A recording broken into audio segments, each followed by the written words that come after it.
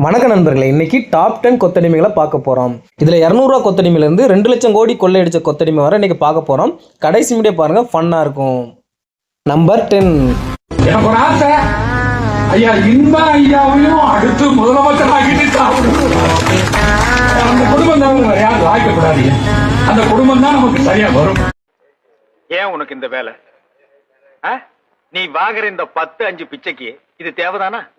அடுத்ததா ஒரு கொத்தடிமை கடவுள் வேஷத்துல வரப்போகுது. கருப்பசாமி வேஷம் போட்டு.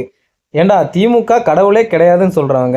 நீ ஓட்டுக்காக மட்டும் கடவுள் வேஷம் போட்டா உன்னை எப்படிடா நம்புவாங்க? கலைஞர் மகளிர் உதவி தொகை வாங்குறியா? சொல்லு. 1000 ரூபாய் மாசம் மாசம் கொடுத்துருக்காங்க. மொத்தம் 5000 ரூபாய் கொடுத்துருக்காங்க. பிள்ளைகளுக்கு ரொம்ப கொடுத்ததுனால ரொம்ப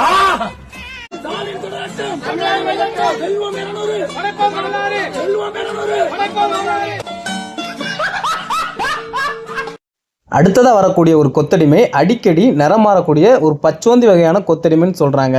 இதை நான் சொல்லலைங்க, மக்கள் சொல்றாங்க. இது உண்மைன்னா கமெண்ட் பண்ணுங்க. இங்க வந்திருக்கிறவங்க காலங்காலமா வந்துட்டு திமுக திராவிட முன்னேற்ற கழகத்தோட கொள்கைகள், நம்ம மாண்புமிகு முதல்வர் அவர்கள் வகுக்கக்கூடிய திட்டங்கள் எல்லாமே பார்த்து வரவங்க. அப்படிங்கும்போது இது தொண்டர்கள் கூட்டம்.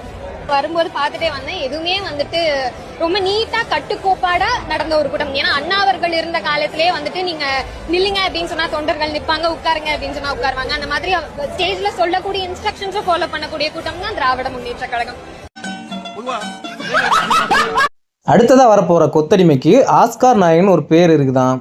இந்த வருஷத்தோட சிறந்த நடிகருக்கான விருதே அவருக்கு தான் கொடுத்தாங்களாம். அது யாருன்னு பார்க்கலாமா?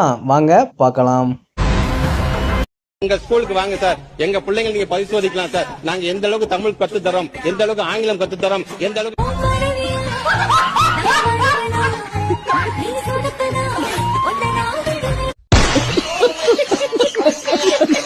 நம்ம லிஸ்ட்ல அடுத்ததா யாரு வரான்னு பார்க்கலாமா? இப்போ 5G ஜென்ரேஷன் நடந்துட்டு இருக்கு. இப்போ வரக்கூடிய கொத்தடிமை 2G ஜென்ரேஷன்ல பெரிய ஆளாம். யாருன்னு பார்க்கலாமா? வாங்க பார்க்கலாம். செம்மொழியை கொண்டு வந்தது கலைஞர்.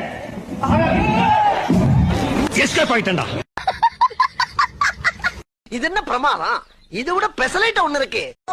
Central board 2% central board, 98% state போர்டுல இருக்காங்க. ஸ்டேட் போர்டுல இருக்காங்க. பட் ஆனா நான் கேக்குறேன், இங்க இருக்கவங்க எத்தனை பேரோட பசங்க ஸ்டேட் போர்ட் ஸ்கூல்ல படிக்கிறாங்க சொல்லுங்க பாப்போம். எங்கள்ட்டியா? எங்கள்ட்டியா? எங்கள்ட்ட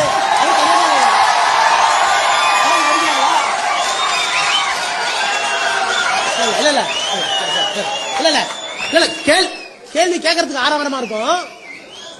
வேற சென்ட்ரல் போர்டுல படிக்க, அதுக்கு தான் சொன்னேன். நல்ல கேள்வி, தயவு பண்ணி நல்ல கேள்வி.